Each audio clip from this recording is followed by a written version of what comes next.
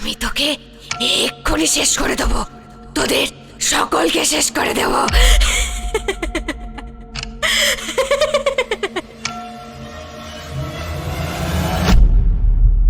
ভৌতিক চিঠি স্পিরিচুয়াল দুনিয়ায় আপনাকে স্বাগত।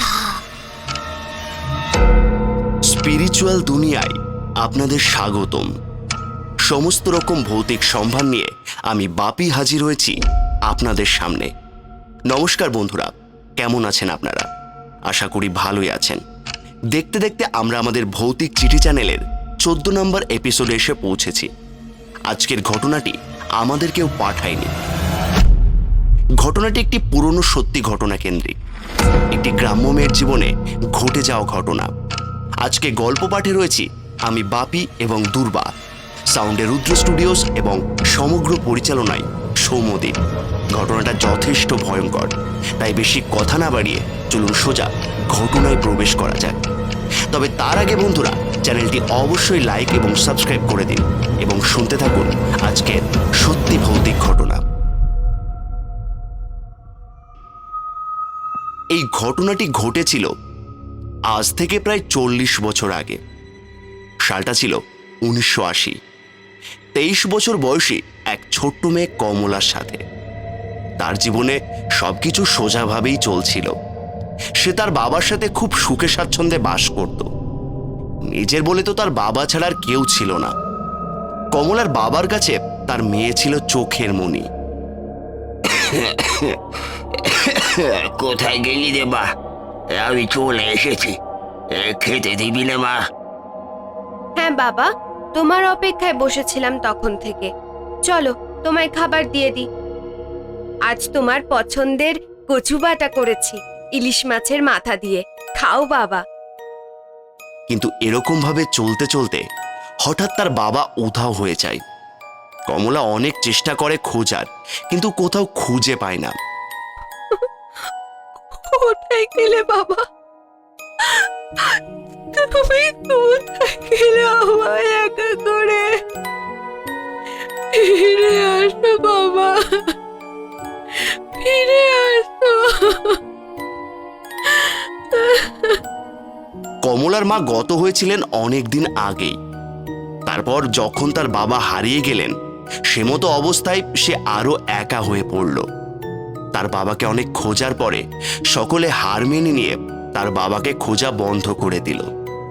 এত চিন্তার মধ্যে কমলাকে আগলে রাখার জন্য, যত্ন করার জন্য, খেয়াল রাখার মতো কেউ ছিল না। তাই কমলার দুঃসম্পর্কের এক কাকা ও কাকিমা কমলার বিয়ে প্রভাকর মুখুজ্জে পরিবারের বড় ছেলে অজিতের সাথে ঠিক করে, যাতে কমলাকে আগলে রাখার জন্য কেউ তো একজন থাকবে। সেই মতো কমলার খুব তাড়াহুড়োর মধ্য দিয়ে বিবাহ সম্পন্ন হয় অজিতের সাথে। শুরু হয় তাদের সংসার। কমলা, তুমি একদম চিন্তা করো না, আমি তোমার সব সময় পাশে আছি। আপনি আমাকে ছেড়ে যাবেন না তো? না না, আমি আছি, আমি থাকবো। অজিত কমলাকে তার কঠিন পরিস্থিতিতে সবসময় সাথ দিয়েছিল। আস্তে আস্তে কমলা একটু স্বাভাবিক হতে শুরু করে। কমলা হাসতে হাসতে তার নতুন জীবনকে মানিয়ে নিয়ে চলার চেষ্টা করছিল এবং আস্তে আস্তে খুশি ভাগ করে নেওয়ার চেষ্টা করছিল সকলের সাথে। অজিতের পুরো পরিবার তার খেয়াল রাখে, তার যত্ন নিতে শুরু করে, বিশেষ করে কমলার দেওর রাজেশ। কিন্তু আস্তে আস্তে সবকিছু যেন পাল্টে যেতে লাগলো। একদিন যখন কমলা ঘুমোচ্ছিল, হঠাৎ করে কারো কান্নার শব্দে কমলার ঘুম ভেঙে গেল। কমলা চোখ খুলে দেখে তার পাশে অজিত তখনও গভীর নিদ্রায় আচ্ছন্ন ছিল, আর ওই ঘরে তারা দুজন ছাড়া আর কেউ ছিল না। কমলা আবার সেই শব্দটা শুনতে পেল। কিসের শব্দ? কিসের আওয়াজ এটা? কে কাঁদছে এভাবে? কে ওখানে? কেউ আছে?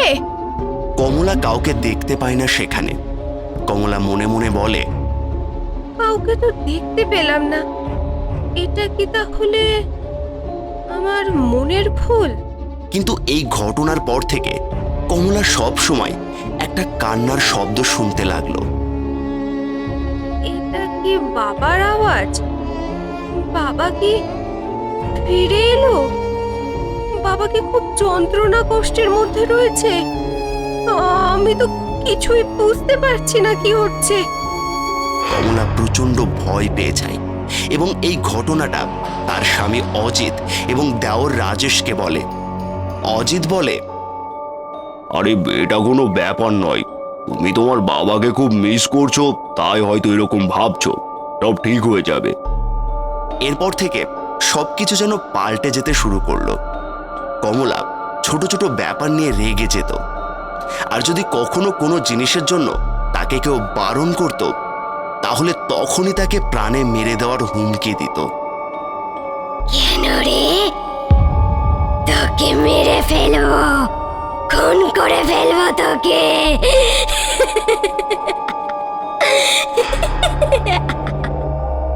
তোকে মেরে আমি আমি কাঁচা রক্ত পান করে শান্তি পাবো।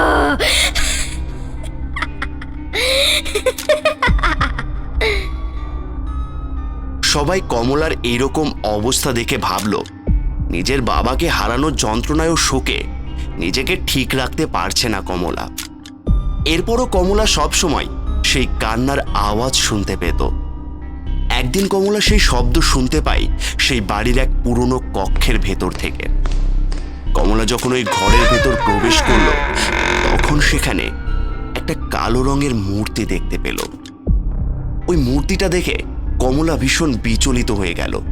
সন্দেহবশত কমলা মূর্তিটা ধরে। সঙ্গে সঙ্গে তার এক অদ্ভুত অনুভূতি হয়, নিঃশ্বাস নিতে পারে না। সারা শরীর যেন একটা দমবন্ধকার পরিবেশে আটকে গেছে মনে হয়। এতটাই সে বিচলিত হয়ে গেছিল যে মূর্তিটাকে সে সঙ্গে সঙ্গে ভয়ে রেখে দেয়। কি হচ্ছে? এটা আমার সাথে কি হচ্ছে? আমি নিঃশ্বাস নিতে পারছি না কেন? এমন হচ্ছে কেন?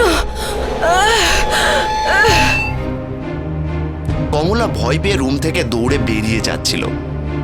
এমন সময় কমলার পায়ে একটা ভারী বস্তুর স্পর্শ লাগে। নিচের দিকে তাকিয়ে দেখে কমলা তার পায়ের কাছে একটা মাথার খুলি পড়ে আছে। ভয়ে ভয়ে চারিদিকে তাকিয়ে দেখে সেই ঘরে আরো অনেক মানুষের কঙ্কাল এখানে ওখানে ছড়িয়ে আছে, আর চারিদিকে রক্ত ছড়িয়েছিল।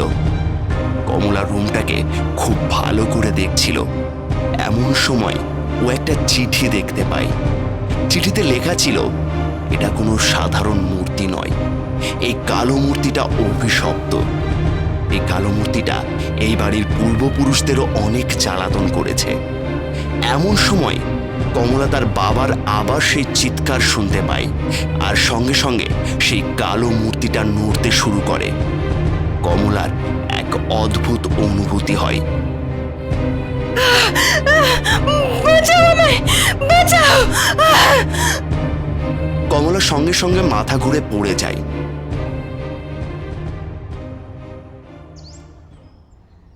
যখন তার জ্ঞান ফেরে, তখন দেখে সে তার রুমে শুয়ে আছে। পরিবারের সকলে তার চারিদিকে দাঁড়িয়ে আছে। বৌদি, এখন কেমন বোধ করছো? ঠিক লাগছে এখন? তোর বৌদি কোনো কথা শোনে না আমার। কত বলি নিজের একটু যত্ন নাও, কিন্তু না, এ সব সময় কি ভেবে চলেছে। তুমি একটু রেস্ট নাও বৌদি, এত ভেবো না, সব ঠিক হয়ে যাবে। কমলা ভয়ে সবকিছু বলতে থাকে। তোমাদের তোমাদের বসার ঘরের ঠিক পাশের কক্ষে আজ আমি গিয়েছিলাম। এক অদ্ভুত মূর্তি, চারিদিকে রক্ত কঙ্কাল। আমি আমি পাগল হয়ে যাচ্ছি। সেই মূর্তি যেন আমাকে তাড়া করছে। আমি চিৎকার করে বলতে চাইছি, ছাড়ো আমায়, কিন্তু কিন্তু পারছি না। সে সময় শুনি বাবার গলার আওয়াজ। বাবা যেন আমায় ডাকছে। তুমি তো বসার ঘরে মাথা উল্টে পড়ে গিয়েছিলে। তুমি কোন জায়গার কথা বলছো বলো তো বৌদি? তুমি বোধহয় কোনো স্বপ্ন দেখেছো। ওষুধটা খেয়ে একটু ঘুমানোর চেষ্টা করো। এই ঘটনার পর থেকে কমলা একদম পুরো পাল্টে যায়। অজিত রাতের খাবার খেয়ে যখন কমলার কাছে আসে তখন দেখে কমলা বিছানায় নেই। কমলা সেই ঘরের একটা কোণায় দেওয়ালের দিকে মাথা করে জোরে জোরে হাসতে থাকে।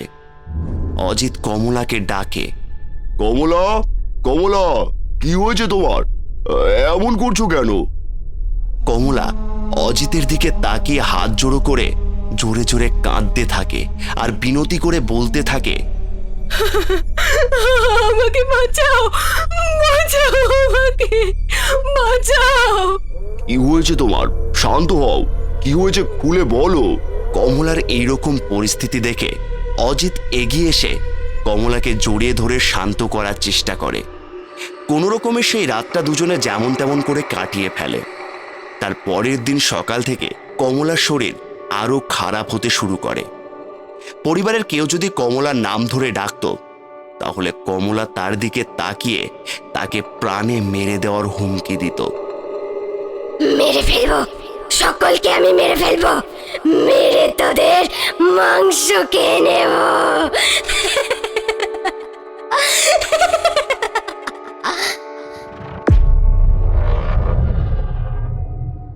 এরপর কমলার শরীর আস্তে আস্তে পরিবর্তন হতে থাকে। চোখের নিচে কালো গর্ত হতে শুরু করে, চোখ সাদা হয়ে যায়। পাগলের মতো কমলা ব্যবহার করতে থাকে। পুরো প্রভাকর পরিবার কমলাকে এই অবস্থায় দেখে খুব চিন্তিত হয়ে পড়ে, কারণ কমলা হঠাৎ করেই রাতে পাগলের মতো হাসতে শুরু করে।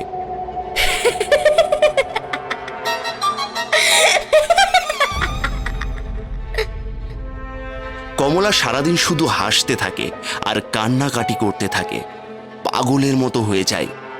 কমলার পুরো পরিবার ভাবতে থাকে কমলা বুঝি পাগল হয়ে গেছে। কিন্তু তার আগে পরিবারের সকলে কমলার জন্য কিছু করতে পারত। কমলার পরিবারের সাথে এক দুর্ঘটনা ঘটে যায়। একদিন কমলার শ্বশুর তার রুমের ভেতর বসে চা খাচ্ছিল। এমন সময় কমলার শ্বশুর তার পিঠে একটা আঘাত অনুভব করে। কেউ যেন তার পিঠে খুব ধারালো কোনো অস্ত্র ঢুকিয়ে দিয়েছে। উনি যখন ঘাড় ঘুরিয়ে পেছনে দেখে সেখানে কমলা দাঁড়িয়ে আছে। পাগলের মতো হাসছে কমলা। কমলার হাতে বড় বড় নখ কমলার শ্বশুরের পিঠের মধ্যে গেঁথে আছে। কমলার শ্বশুর জোরে চিৎকার করে ওঠে। কমলাকে সবাই সামলে তাকে ঘরের মধ্যে নিয়ে যায়। তখন কমলা পাগলের মতো হাসছিল। তাকে রুমে নিয়ে গিয়ে বিছানার সাথে তারা সকলে মিলে বেঁধে দেয়। কিন্তু রাতের বেলায় অজিত দেখে কমলা তার বিছানায় নেই। অজিত যখন ঘরের বাইরে বেরিয়ে দেখতে পায় যে কমলা দৌড়তে দৌড়তে তার শ্বশুরের ঘরে ঢুকে যাচ্ছে। দাঁড়াও কমলা, দাঁড়াও, কোথায় যাচ্ছ?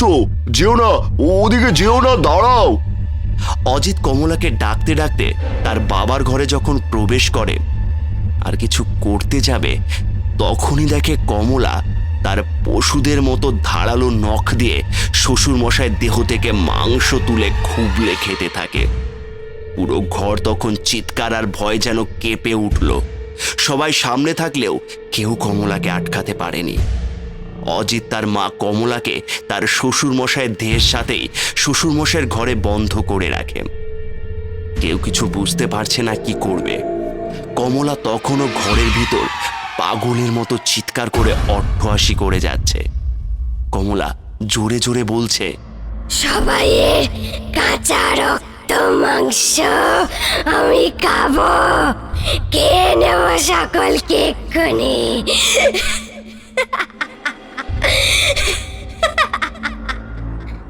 অজিতের মা বুঝতে পেরে গেছিল যে কমলার উপর কোনো অতৃপ্ত আত্মা ভর করেছে বা কমলা নিজেই একটা পিশাচিনীতে পরিণত হয়ে গেছে, যাকে আটকানো প্রায় অসম্ভব হয়ে গেছে।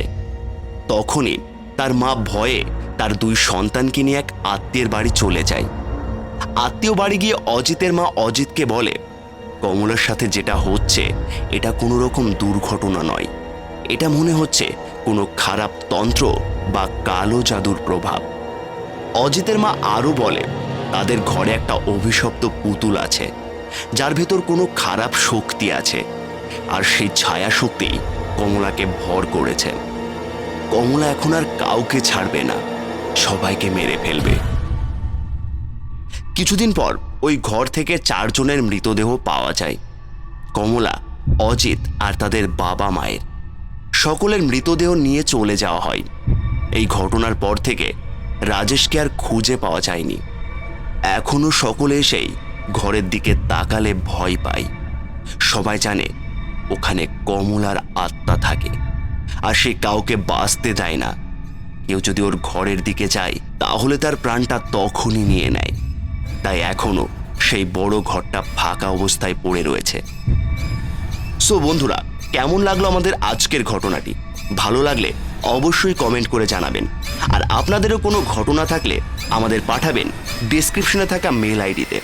ভালো থাকবেন, পাশে থাকবেন।